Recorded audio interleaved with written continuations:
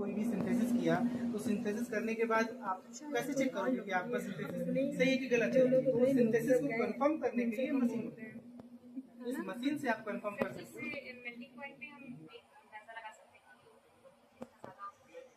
Melting point इससे नहीं होगा, वो अलग होता है मेल्टिंग पॉइंट। हाँ, मेल्टिंग पॉइंट यहाँ पे इसके लिए अलग है, वो अलग मशीन है।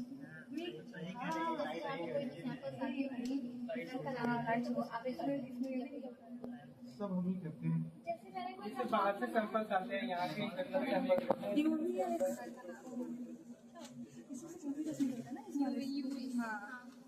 ये देखो जैसे ये आया है, ये आईआईटी लखनऊ से है, आईटी कॉलेज से है, ठीक है। जो आप नॉर्मल टेप की बात कर रहे थे वो नॉन कंडक्टिव टेप होता है और ये कंडक्टिव टेप होता है, क्योंकि फाइनली फिर हमें मटेरियल को कंडक्टिव बनाना है अभी, तो ये कंडक्टिव टेप होता है। कंडक्टिव का मतलब समझते हो ना? कंडक्टिव का मतलब क्या होता है? फ्लो। पेंसिल की नीडल क्या है? कंडक्टिव क्या है? कंडक्टिव। अगर यहाँ से करंट देंगे तो यहाँ तक आएगा। सेम वही चीज है कंडक्टिव। अभी हमको उसको फिर से कंडक्टिव बनाना पड़ेगा, क्योंकि मटेरियल आपका कंडक्टिव नहीं है। अमोनियम स्टेप कंडक्टिव हो गया, टेप आपका कंडक्टिव हो गया, मटेरियल जो चिपकाया है वो कंडक्टिव नहीं है। इन केस अगर एक कंडक्टिव होता तो हमें कंडक्टिव बनाने की जरूरत नहीं पड़ती। सपोज ये कोई मेटल होता, आयरन होता है, कोई चीज होता तो डायरेक्टली हम लगा देते, लेकिन ये मटेरियल है, कंडक्टिव नहीं है, पॉलीमर है, तो हमें इसे कंडक्टिव बनाने की जरूरत पड़ेगी।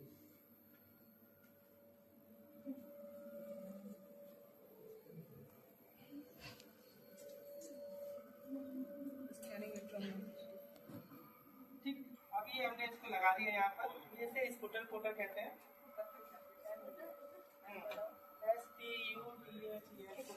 स्कूटर को हमने ऑन किया। ऑटो फाइन कोटर याद रखोगे, ऑटो फाइन। इसमें प्लेटिनम का टारगेट लगा हुआ है, तो कोटिंग करने के लिए कई सारे मटेरियल यूज होते हैं। यहाँ पर हमारा जो टारगेट है वो प्लेटिनम का टारगेट है, तो प्लेटिनम की कोटिंग हम यहाँ पर कर रहे हैं, ठीक है। तो अभी ये कंडक्टिव बनाने के लिए अभी वैक्यूम क्रिएट कर रहा है, जो भी एयर है उसको यहाँ से निकाल देगा, वैक्यूम पूरा हो जाएगा, उसके बाद हम इसको स्टार्ट कर सकते हैं। कंपाउंड के ऊपर प्लेटिनम की कोटिंग हो रही है, मटेरियल के ऊपर प्लेटिनम की कोटिंग, तो उसमें कोई इफेक्ट नहीं पड़ेगा, मतलब वो प्लेटिनम इतना का कुछ थिन नहीं होता है कि उसका कोई इफेक्ट नहीं आएगा। वो स्प्रे कर रहा है, एक यूनिफॉर्मली स्प्रे होता है। प्लेटिनम तो बहुत महंगा है, फिर तो ये तो सैंपल आता होगा, वो बहुत महंगा यूज करना पड़ता होगा, मतलब कि इसका चार्ज बहुत ज्यादा होगा। महंगी 2.5 करोड़ की तो मशीन ही है। ये सर ये वाली ये अच्छा। तो ये जहाँ आप खड़े हो वही महंगा है, तो उसको आप क्या कर सकते हो? अच्छा, प्लेटिनम की जगह कुछ और भी तो यूज कर सकते हो। प्लेटिनम की जगह पहले यूज होता था, पहले कार्बन यूज होता था, ठीक है, उसके बाद सिल्वर यूज होता था, उसके बाद गोल्ड यूज होता था, अभी भी गोल्ड कई जगह पे यूज होता है, उसके बाद प्लेटिनम। हम लोग हमारे पास जो टारगेट है प्लेटिनम का। सर ये होता है इसमें कैसे? इसके ऊपर प्लेटिनम का टारगेट लगा, इसको भी दिखा देंगे खोलेंगे तब। इसके ये जो होल्डर है ना, इसके ऊपर प्लेटिनम की थिन प्लेट लगी हुई है, उसमें डिपॉजिट हाँ, होता है, वहीं से वो स्प्रे करके आपका उसको स्टार्ट स्कूटर कोटर या ऑटो फाइन ये सही है, ऑटो फाइन कोटर। सर इसको स्टार्ट किसको? अच्छा नाम सिर्फ कंडक्टिविटी कोटर सिर्फ सैंपल को कंडक्टिव बनाने के लिए, सिर्फ सैंपल को कंडक्टिव बनाने के लिए इसका यूज होता है, ऑटो फाइन। ठीक है, अब इसमें से सैंपल निकालना सीख लो, फिर हम भी सैंपल डालना अभी बायोलॉजिकल सैंपल्स के लिए हमने बताया था ना। अरे वाह, ये 10 लगा नहीं तो बिल्कुल आपको क्लीन दिखता, पूरा लागनी कलर की लाइट दिखता। तो ये साफ नहीं हो सकता? साफ होता है, समय समय पर साफ नहीं होता।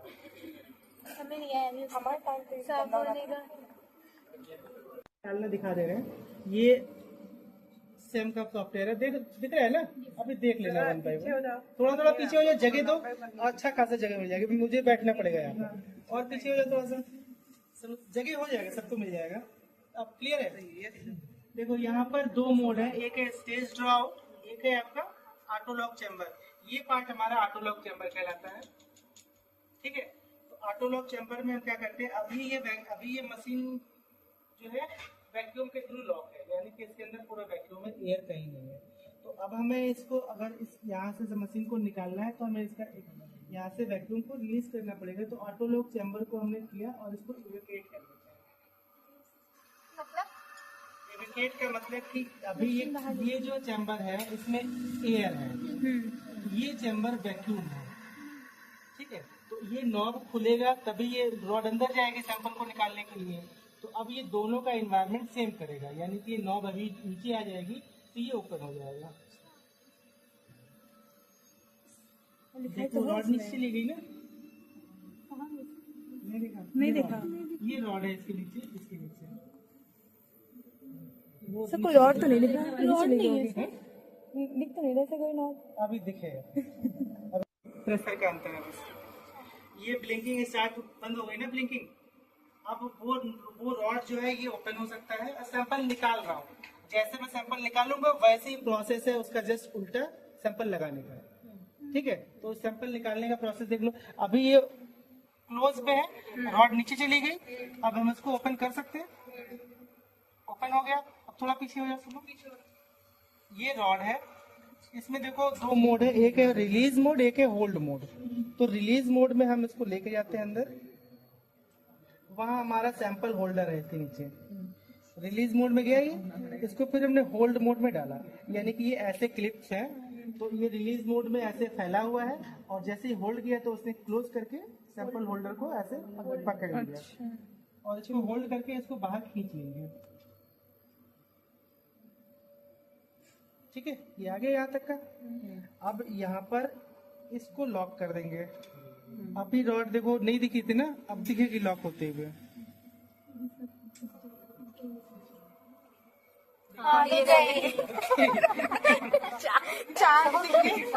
अब ये खुल जाएगा, अब ये जैसे लॉक हो गया, ये लॉक हो गया, इसका मतलब इसके अंदर एयर है। अब ये खुल जाएगा, ठीक है। ये आपका सैंपल होल्डर है ये। दूसरा तो मम्मी लोग देखेंगे, मेरी मम्मी ठीक है, ये सैंपल होल्डर है, पापा को दिखेंगे। ठीक। कुछ नहीं है, बस वही नट बोल्ट खोलना है और टाइट करना है, कुछ नहीं। ये खोल दिया हमने, यहाँ पे सैंपल लगा हुआ है, ये भी आप ही का सैंपल है। हमने इसको इसी के सेम पोजीशन पे और लगा दिया 1 नंबर पर और इसको टाइट कर दिया। एक बार में बहुत सारे कर सकते 7 सैंपल एक बार में रखते हैं, ठीक है। ये टाइट हो गया। जो सरफेस आपको देखना है वो ऊपर होना चाहिए, जिस तरफ आपका सैंपल है वो एरिया ऊपर की तरफ एक्सपोज होना चाहिए, है ना। यहाँ पर आपने इसको क्लोज कर दिया, ठीक है, फिट हो गया। और फिट होने के बाद हमने इसको टाइट कर दिया, ठीक। अब आप कहोगे कि इसकी मार्किंग कैसे होगी 1 2 3 की, तो यहाँ देखो एक कट बना हुआ है, इस तरफ फ्लैट है, एक तरफ इस तरफ से ऐसे सर्कल है, लेकिन ये एरिया फ्लैट है। तो अब हम अपनी जानकारी के लिए चाहे इसको क्लॉकवाइज या एंटी क्लॉकवाइज 1 2 3 मान के चलते हैं, ठीक है। वो आपके ऊपर डिपेंड है कि आप क्लॉकवाइज चलो या एंटी क्लॉकवाइज चलो। आप एक साइड से इसको 1 2 3 1 2 3 मान के चलेंगे, ठीक है। यहाँ भी देखो एक तरफ कट बना हुआ है, रेड लाइन है ना, तो इसके हिसाब से हम क्लॉकवाइज चल रहे हैं, तो हम इसको 1 2 3 4 5 6 और सेंटर को 7 मानेंगे। लाओ इसको थोड़ा और पीछे हो जाओ, primary fixation, washing, secondary fixation, washing, उसके बाद डिहाइड्रेशन। डिहाइड्रेशन कैसे करते हैं? डिहाइड्रेशन को इसी का आइडिया है? थोड़ा थोड़ा कर, जैसे जूलॉजी में स्लाइड बनाते थे। डिहाइड्रेशन ऐसा होता है कि डिहाइड्रेशन का मतलब कि आपको एक अल्कोहल का ग्रेड बनाना होता है, ठीक है। अल्कोहल का ग्रेड होता है आपका 30% से हम स्टार्ट करते हैं, 30 50 70 90 95 देन 100। याद आ गया? यस सर, याद आ गया। याद आ गया आपको? Yes sir. तो हम ग्रेड बनाएंगे 30 50। 30 कैसे बनाएंगे?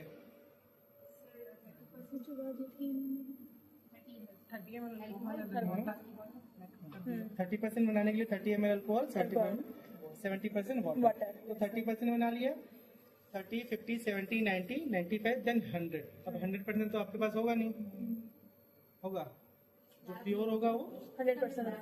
जो प्योर होता है वो 99.9%। यस सर, 100 नहीं, हमें उसको भी 100 बनाना होता है, यानी कि उसको ड्राई एसीटोन बनाना पड़ेगा। तो बताते कैसे होगा। अपने सैंपल आपका कहाँ पहुंचा, सेकेंडरी फिक्सेशन हो गया है, वॉशिंग हो गई है। सेकेंडरी फिक्सेशन वॉशिंग होने के बाद सैंपल को हमने 30% अल्कोहल में डाला। अगर सैंपल आपका थोड़ा हार्ड है तो आप हाफ एन आवर के लिए रखोगे, सॉफ्ट है तो 15 मिनट सफिशियंट है, ज़्यादा हार्ड है तो 1 आवर के लिए भी जा सकते हैं। ठीक, ये सैंपल टू सैंपल वेरी करेगा। हमें हमारा टारगेट है वाटर कंटेंट को रिमूव करना स्लो पोजीशन में, तो 30 में रखा हाफ एन आवर के लिए, 70 में हाफ एन आवर के लिए, 30, 50, 70, 95 और देन 100 में। 100% ड्राई एसीटोन बनाने के लिए 100 ml जो है आप एसीटोन ले लोगे या अल्कोहल ले लोगे या एथेनॉल ले लोगे, उसमें जो है 100 ग्राम कॉपर सल्फेट ऐड कर लोगे, देन उसको फिल्टर कर लोगे।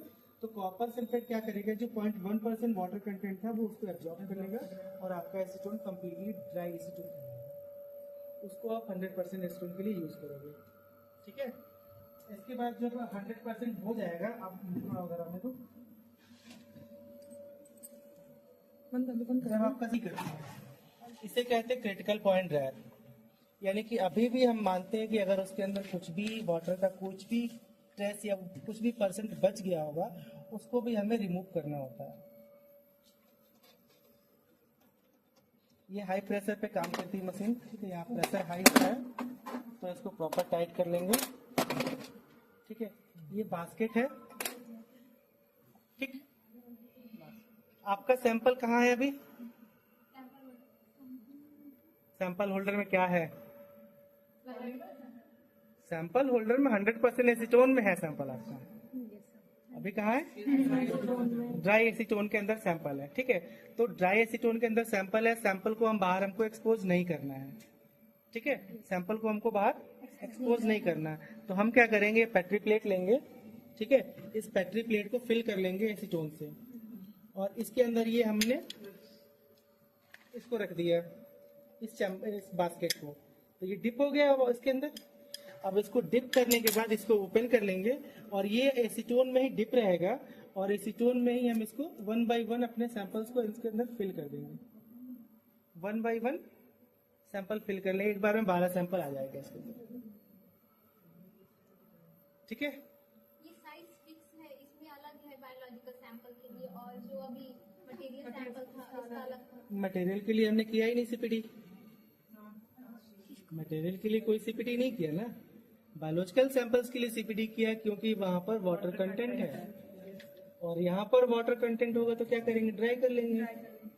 प्रॉपर ड्राई करने के बाद हो जाएगा, तो वहां पर हमें जरूरत नहीं पड़ेगी सीपीडी की। सीपीडी की जरूरत सिर्फ हमें बायोलॉजिकल सैंपल्स के लिए पड़ेगी। ठीक है, इसीलिए फास्ट मोड में बता देगा, आपका किसी काम का तो है नहीं जो मैं चिल्ला रहा हूँ। सीपीडी ये कर लिया हमने, इसको प्रॉपर टाइट कर दिया। ये आपका डिप है एसीटोन के अंदर,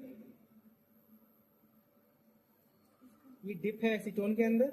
ठीक है, फिर हमने यहाँ पे क्या किया, चैम्बर को फिल कर लिया एसीटोन से और एसीटोन से फिल करने के बाद इसके अंदर ही डाल दिया एसीटोन।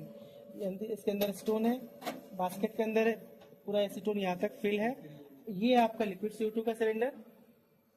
ठीक है, तो यहाँ पर हाई प्रेशर है, इसको प्रॉपर तरीके से टाइट कर लिया। इसको कहते हैं सीपीडी, क्रिटिकल पॉइंट ड्रायर। ठीक है, यहाँ से हमने नॉब ओपन किया। ठीक है, ये नॉब ओपन करते यहाँ से लिक्विड CO2 जो है इस चैम्बर में फिल होना शुरू कर जाएगा। जैसे ही लिक्विड CO2 यहाँ इस चैम्बर में फिल करेगा, ये चैम्बर का टेम्परेचर डाउन करना शुरू हो जाएगा। चैम्बर का टेम्परेचर क्या होगा, डाउन होना शुरू हो जाएगा। वो 0 डिग्री के आसपास पहुंचते ही हम क्या करेंगे, 0 डिग्री से पहले ही, मतलब आइस न बनने पाए उससे पहले क्या करेंगे, उसको नॉब को क्लोज करके और यहाँ से फ्लैश करेंगे। फ्लैश का मतलब ये होगा कि इसके अंदर एसीटोन भरा हुआ है। ठीक, वहां से लिक्विड CO2 का प्रेशर आ रहा है इस पे, तो हम जब इसको फ्लैश करेंगे तो क्या होगा, तो फोर्स के साथ एसीटोन क्या होगा, बाहर फेंक देगा। तो वो फ्लैश आउट होकर यहाँ पे इस पाइप के साथ एसीटोन बाहर चला जाएगा। ठीक है, तो जब ये प्रोसेस कंप्लीट हो जाएगा 4 टाइम 5 टाइम जब ये प्रोसेस को कर लेंगे, उसके बाद यहाँ से हीटर को ऑन करेंगे और टेम्परेचर को इंक्रीज करेंगे। टेम्परेचर 28 के आस 30.8 डिग्री सेंटीग्रेड पहुंचेगा ना। जब टेम्परेचर हमारा 30.8 डिग्री सेंटीग्रेड पहुंचेगा तो वो लिक्विड CO2 जो है गैसियस फॉर्म में कन्वर्ट हो जाएगा। ठीक, एसीटोन आपका वहां से फ्लैश आउट हो चुका, लिक्विड CO2 गैसियस फॉर्म में कन्वर्ट हो गया, बचा क्या वहां पर आपको सैंपल जो कि कम्प्लीटली ड्राई है, उसको बिल्कुल सावधानी पूर्वक वहां से निकालते हैं सैंपल को। इवन टच भी करोगे तो पाउडर हो जाएगा, इतना ड्राई हो जाता है। फिर वहां से निकालोगे, फिर वही प्रोसेस करोगे, कार्बन टेप लोगे, कार्बन टेप के ऊपर अपने सैंपल को रखोगे, जो ओरिएंटेशन आपको देखना है वो सरफेस आप ऊपर रखोगे, उसके बाद उसको कंडक्टिव बनाओगे, कंडक्टिव बना के सैंपल को इंसर्ट करोगे। ठीक, यहाँ तक हो जाओ। के लिए एक बार में एक ही सैंपल होल्ड होता है। अब जैसे हमने किया था, हम इसको अभी ये लॉक हो गया ना, हमने इसको क्लोज किया हिंज को, इसको ओपन किया। ठीक है, थोड़ा पीछे इसको, यहाँ पे देखो ये लीवर है, ये अभी रिलीज मोड में है। यहाँ पर देखो दो कट है, एक तरफ ये फ्लैट है, एक तरफ ये। सर जैसे 7 सैंपल लगाए तो ये कैसे पता चलेगा कौन सा मेरा वाला है? वही काउंट अभी करेंगे जस्ट बताया मैंने। समझ में नहीं आया था ना। अच्छा चलो देखो, हाँ वो आएगा कुछ रिजल्ट कैसे आएगा, तो वो कैसे पता चलेगा कि ये इसका आया, ये इसका आया, ये पहले का है या दूसरे का है? अगर मैंने 1 को एनालाइज किया तो उसको सेव करेंगे उस फाइल को 1 के नाम से। पहले फाइल को सेव 2 करेंगे। को एनालाइज किया तो आपका जो भी ऐसे मतलब 1 by 1 आएगा, पहले एक का आया, फिर दूसरे का आया, फिर तीसरे का आया। 1 by 1। नहीं तो एनालाइज तो साथ में ही होगा ना। किधर से start? तभी एक बार एक ही आएगा। देखो पहले तो ये समझ लो, ये मार्किंग है, ठीक है। हमने कहा कि आप क्लॉकवाइज चलो या एंटी क्लॉकवाइज चलो, इसको मार्किंग मान लो 1 2 3 4 5 6 7।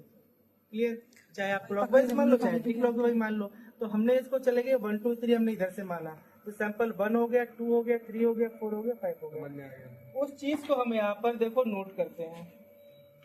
अगर हमें सैंपल चलाना है तो देखो हमने 7 सैंपल लगाया और 7 पे देखो क्या लिखा है, 1 के सामने सैंपल कोड लिखा है, 2 के सामने सैंपल कोड लिखा है। तो हमें पता है कि 1 पहले वाला स्कैन करेगी, फिर उसके बाद दूसरा स्कैन करेंगे, तीसरा करेंगे। एक ही करके आएगा ना। हाँ, सब एक ही करके होगा, रिजल्ट भी एक ही करके होगा, सैंपल भी एक ही करके एनालाइज होगा। मतलब सिर्फ सैंपल एक बार में कई सारे लग सकते हैं। सैंपल एक बार में चला जाएगा, लेकिन हम उसको रीड जो है 1 by 1 ही कर सकते हैं। क्लियर? जो डाउट हो पूछते रहना। ये देख लिया ना, 2 होल, ये हिस्सा जो है जो ओपन है ये अंदर की तरफ रहता है, और ये जो फ्लैट है ये बाहर की तरफ रहता है। तो हमने इसको बाहर की तरफ किया और यहाँ पर लगा दिया। ठीक है, इसमें इसको होल्ड पोजीशन में डाला और यहाँ पर लगा के इसको नॉच को क्लोज कर दिया। ठीक, अब जो काम हमने सुबह उस समय किया था इसको निकालने के लिए, सेम काम अभी करेंगे इसको प्रेस करने के लिए। तो अभी ये देखो लॉक है ना, फिर वही हमने यहाँ से इवेकेट किया तो वो लीवर डाउन हो जाएगा और ये खुल जाएगा।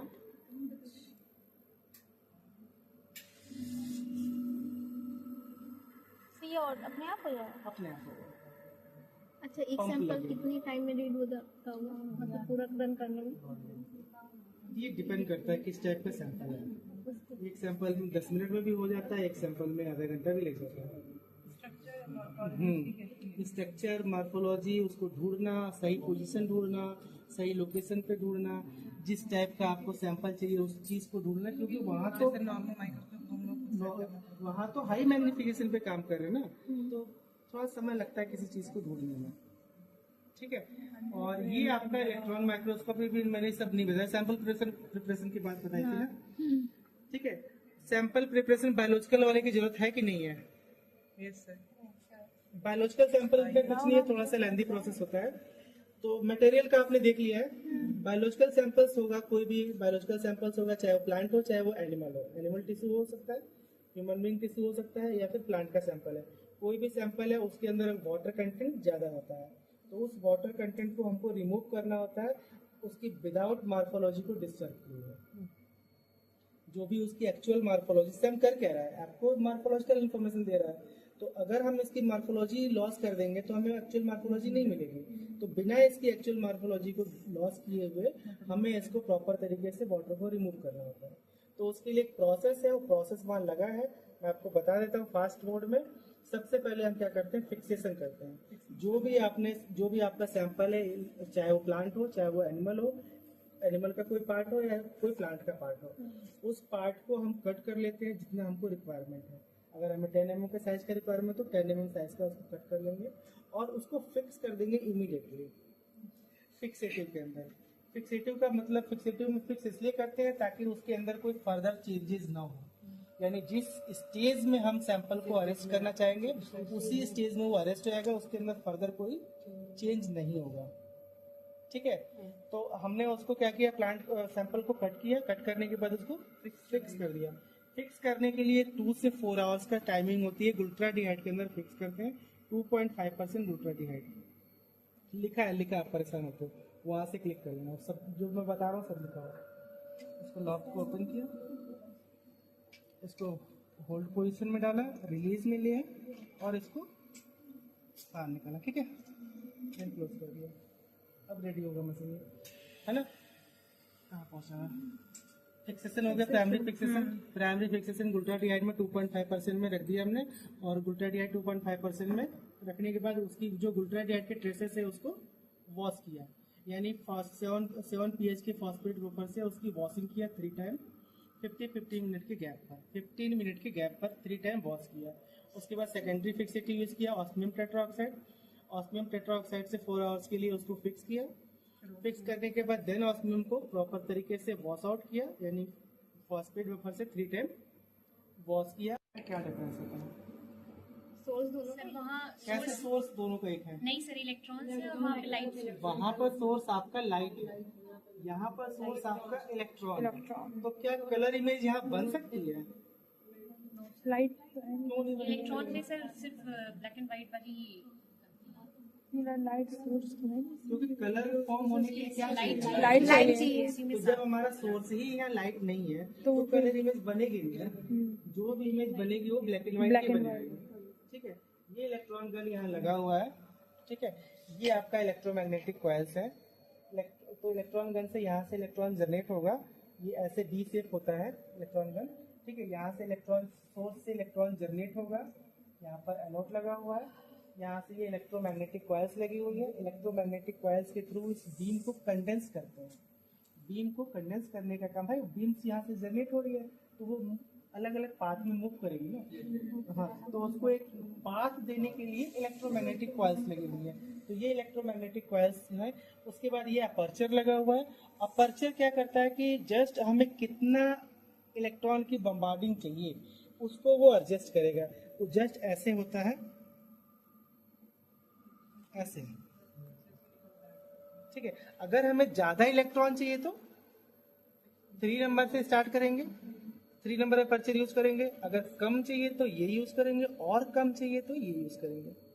सर ये कैसे डिसाइड होता होगा कि ज्यादा चाहिए कम? हाँ, ये डिसाइड करने के लिए हम जब काम करते हैं तो यहाँ पर उसका एक्सपीरियंस चाहिए। एक्सपीरियंस चाहिए। बायोलॉजिकल सैंपल वैसे सेंटर के लिए ज्यादातर इसी के लिए यूज होता है। अगर हमको हाई रेजोल्यूशन पे जाना है, बिल्कुल हाई रेजोल्यूशन इमेज पे जाना है तो हम 1 नंबर यूज करते हैं। लो रेजोल्यूशन पे काम करना है तो 2nd नंबर यूज करते हैं। और ब्रॉड इमेजिंग करनी है तो हम बड़ा ये वाला यूज करते हैं। हाई रेजोल्यूशन तो फर्स्ट वाला होना चाहिए ना फिर। हाई रेजोल्यूशन के लिए इनको शार्प चाहिए बम्बार्डिंग इलेक्ट्रॉन की। ठीक है, यहाँ पर क्या है कि डायरेक्टली जो इलेक्ट्रॉन जनरेट हो रहा है वो डायरेक्टली आपके सैंपल पे आ रहा है, फॉल हो रहा है, तो वहां पर आपकी इंफॉर्मेशन ज्यादा लॉस हो जाएगी। ठीक है, क्लियर यहाँ तक का? अच्छा, तो ये नॉलेज है ऐसे, ये मैनुअली कहीं रिटर्न है, बुक आती है इसकी या XRT एक्सरे की, सबकी बुक्स है, नेट पे सारी बुक्स हैं। सर ऐसे डालेंगे आ जाएंगे सर? हाँ, नेट पे डालो, सब कुछ अवेलेबल है। बुक्स तो नहीं। बुक्स है, सेल्फी मैनुअल्स हैं।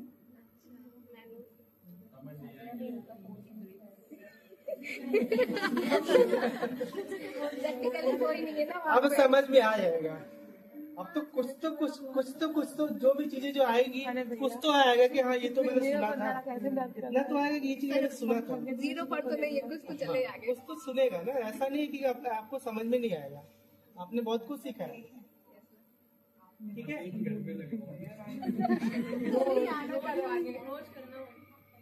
ये सैंपल चैम्बर है। ठीक है, ये सैंपल चैम्बर, यहाँ स्टेज है, इसी स्टेज पर सैंपल लगा हुआ है। ठीक है, यहाँ पर ये जो है ना, तो मुझे बैठने के लिए दिख रहा है, ये आपका सैंपल होल्डर है जो मैंने लगाया है, और ये आपका डिटेक्टर है, और यहाँ पर आपका सैंपल है। अब हमें क्या करना है, इस होल्डर को यहाँ पर लाना है। तो हमारा सैंपल कितने नंबर पे लगा था? 1 पे था, 2 पे। हाँ 1 पे हमारा था सैंपल किसमें पे सर, लगा? 1 नंबर पे था, 1 पे था। हाँ सेंटर था, वो 7 हो गया ना। पहले तो 1 नंबर पे आपने लगाया था। कंफर्म 1 पे था सैंपल? हाँ 1 पे था, यस सर। देते हैं। तो ये 1 है, ठीक है। 1 में ही हमको पता है कि 1 में लगा है। 1 पे क्लिक किया और इसको गो कर दिया, ठीक है।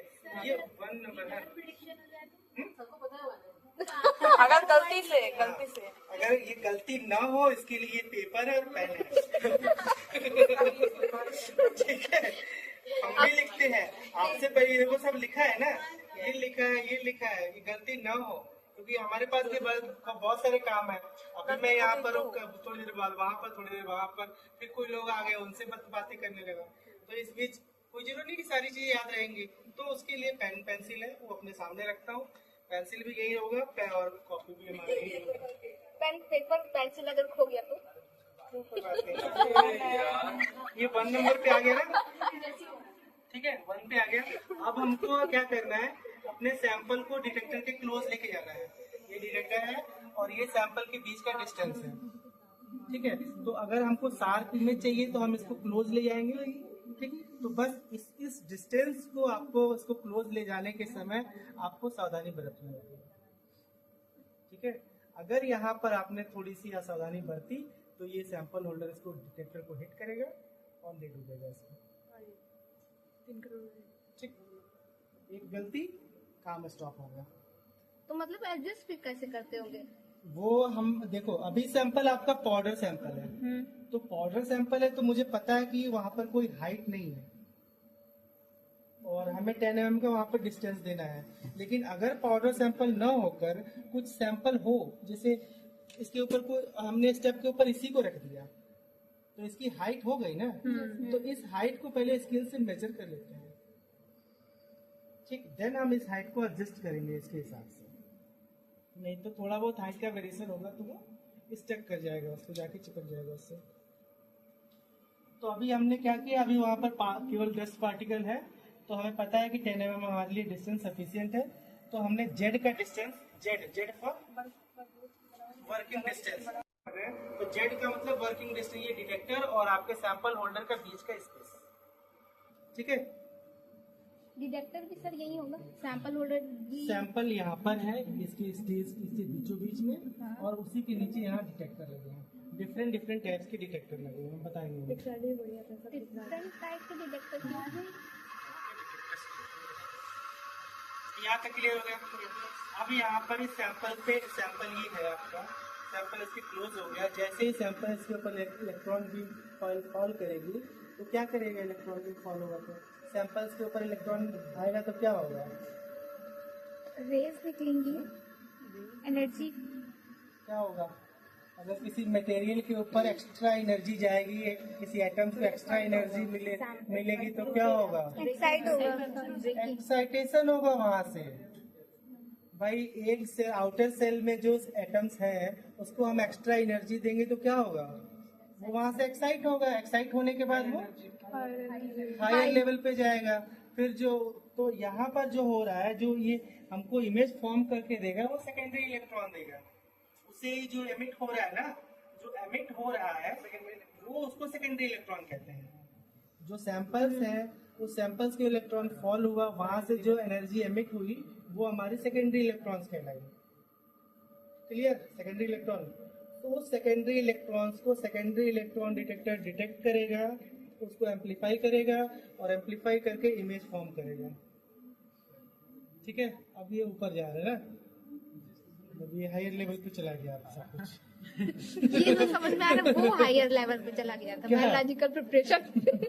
अरे वो जब करोगे तब समझ। यहाँ तक क्लियर ना, ठीक है। उसके बाद दूसरी बात, जैसे यहाँ से फॉल हुआ सेकेंडरी इलेक्ट्रॉन, यहाँ से एमिट हुआ, सेकेंडरी इलेक्ट्रॉन डिटेक्टर ने सेकेंडरी इलेक्ट्रॉन्स को डिटेक्ट किया और इमेज फॉर्म किया।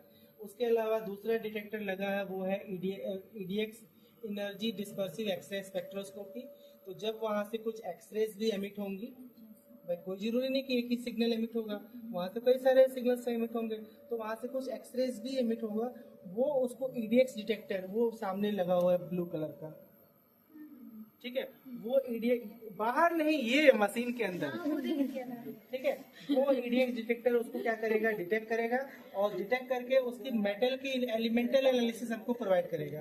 यानी सैंपल के अंदर जो भी एलिमेंट्स है वो एलिमेंट्स आपको, ये देखो आपको दिख रहा होगा, ठीक है, ये एलिमेंट्स है, जो भी एलिमेंट्स अवेलेबल होंगे वो सैंपल के अंदर जितने भी तरह के एलिमेंट्स है, उस एलिमेंट्स के एनालिसिस आप यहाँ पे कर सकते हो। जो थक गया होगा बैठ सकता है, चेयर ले लो, आप लोग बैठ लो, सुनाई पड़ रहा होगा पूरे चैम्बर में आवाज जा रही है, गिरना मत कोई, बस क्लियर। सेकेंडरी इलेक्ट्रॉन हो गया, और बैक वो आपका इंडेक्स हो गया। तीसरा है back scattered electron detector. Back scattered electron detector क्या करेगा, जो हमको सरफेस की टोपोग्राफिकल इमेज होती है ना, उस टोपोग्राफिकल इमेज बताएगा, ठीक है। बैक सारी लेयर्स हाँ, बैक स्कैटर का एक और फॉर्म है, जैसे मान लो कि कोई आपका मेटल है, वो 3 चीजों से मिलके बना है, 2 या 3 चीजों से मिलके बना है, तो वो 2 या 3 चीजें अलग अलग लाइट की थोड़ी सी इंटेंसिटी को कम करके वो आपको डिफाइन कर देगा कि ये अलग मेटल है, ये अलग मेटल, ये अलग मेटल है। जैसे आपको एक सैंपल दिखाते हैं,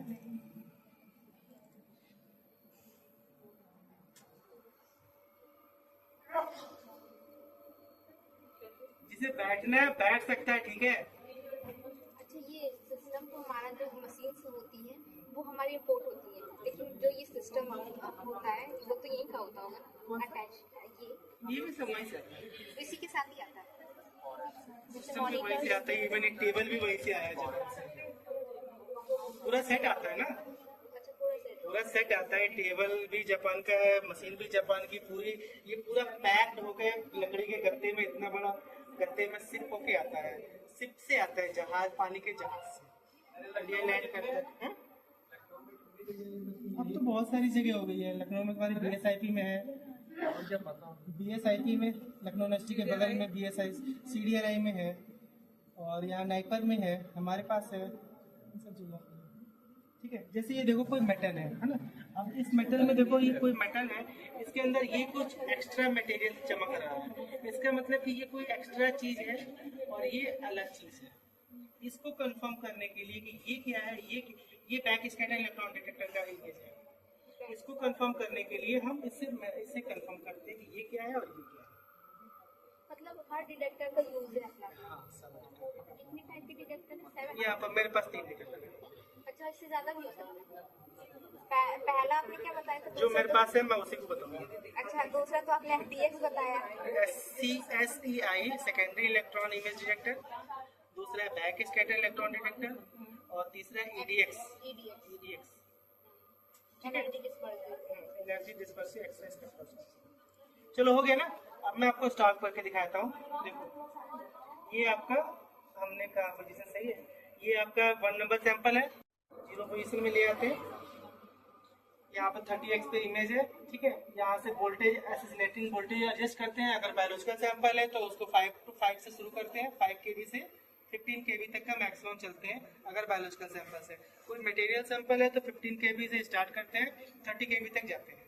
30 kV का मतलब मैं इलेक्ट्रॉन की वोल्टेज की बात कर रहा हूँ, ठीक है। हाँ, इसमें maximum 30 kV electron volt use होता है, और इसकी मैक्सिमम हाई कैपेसिटी जो कंपनी ने बताई है वो 3 लाख टैंस बताया है, लेकिन 1 लाख के आसपास तक का इमेजिंग सही आती है, यानी किसी भी पार्टिकल्स को 3 लाख टैंस मैग्नीफाई करके आप देख सकते हैं।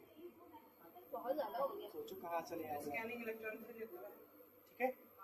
तो 3 लाख इसकी जो मैक्सिमम कैपेसिटी है वो आपकी 3 लाख टैंस है। यहाँ पर देखो आप, ये आपकी 3 लाख टैंस तक का ये है, 3 लाख टैंस तक का मैग्नीफाई करके आप देख सकते हो। बायोलॉजिकल सैंपल्स में आपका जो है मैक्सिमम 20-30,000 तक चलता है, मटेरियल सैंपल जो है 50 तक का में अच्छी इन्फॉर्मेशन आ जाती है, ठीक है। तो ये आपका मटेरियल सैंपल्स है। कितना टाइम हो गया, जाने लोग का टाइम हो गया क्या? 4 बज गया, मन नहीं लग रहा इसीलिए हो गया ओके। आप कितनी मशीनें ऑपरेट करते हैं यहाँ पे? जितनी यहाँ है सब, ठीक है। ये आपका मटेरियल है, ठीक है, ये मटेरियल है, इसको हम स्कैन करके देख लेते हैं, ठीक है। ये स्कैन करके देख लेते हैं कि किस एरिया में हमको चलना है ना। हम जस्ट इसको क्लिक कर लेंगे, अगर सेंटर पार्ट में मटेरियल है ना, ये स्टैक है, देखो तो आपको लग रहा था ना कम है, फिर भी वो कितने हैं।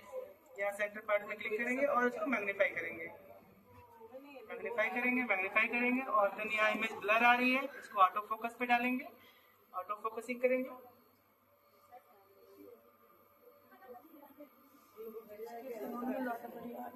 ठीक है, फोकस हो गया। अब ये आपका 500x है। देन एक एक मटेरियल की इंफॉर्मेशन, एक एक पार्टिकल की इनको पॉलीमर है कोई, ये ऐसे पार्टिकल्स दिख रहे हैं। एक ही करवा लेंगे तो पूरे से पता चल जाएगा। अब हमें किसी एक पार्टिकल को जूम करके उसकी इंफॉर्मेशन जाननी है, तो फिर हम पर्टिकुलर किसी एक पार्टिकल को जूम करेंगे। यहाँ पर ये कैसा दिख रहा है, ठीक है, और इसको कंट्रास्ट ब्राइटनेस को एडजस्ट करेंगे और फोकस करेंगे।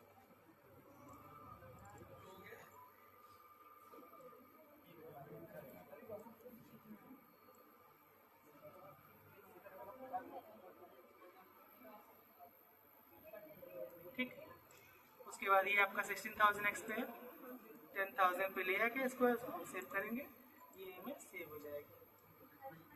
ठीक, सेव करेंगे, अभी ये इमेज सेव हो जाएगी।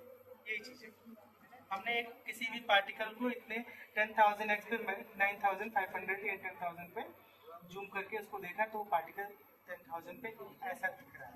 इसकी सरफेस HC है, जो पार्टिकल्स था उस पार्टिकल का सरफेस इंफॉर्मेशन। सभी का सरफेस ऐसा होता होगा? नहीं, सबका सरफेस ऐसे कैसे होगा? सबका सरफेस ऐसे कैसे होगा? सबका सरफेस जैसे अगर XRD करवाना है, मॉर्फोलॉजी क्रिस्टलाइन पता करने के लिए, इसमें करवाएंगे सैम में, तो मतलब कोई ऐसा मशीन नहीं है जो एक से ही सब चीज बता एक चीज कंफर्म कर लो कि अगर आपने कोई मटेरियल तैयार किया, आप लोग जा सकते हो, ठीक है, जिसको जाना है जा सकते हो।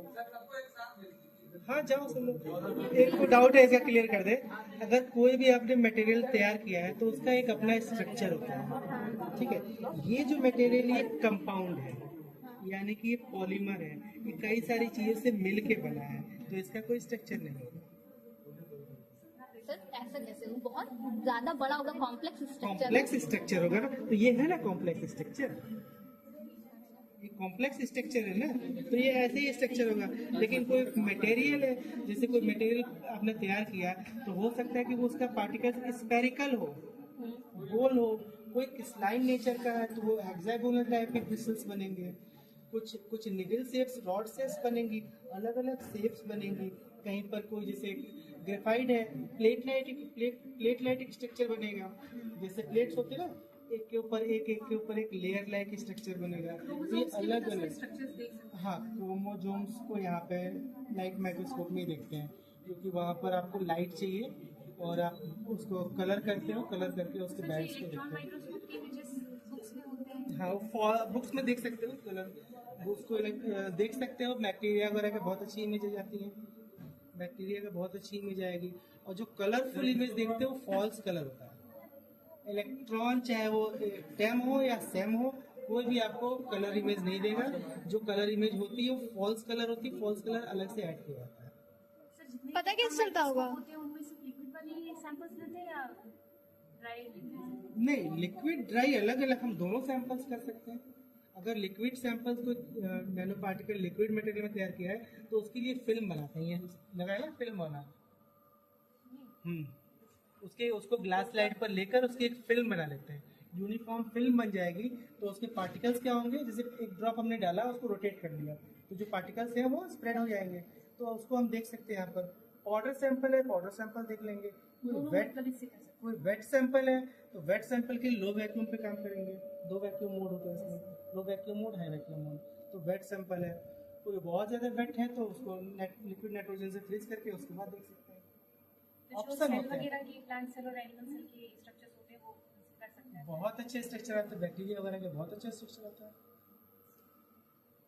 बाकी सेल लेवल की स्टडी करने के लिए कंफोकल है, कंफोकल माइक्रोस्कोप लगा है सामने।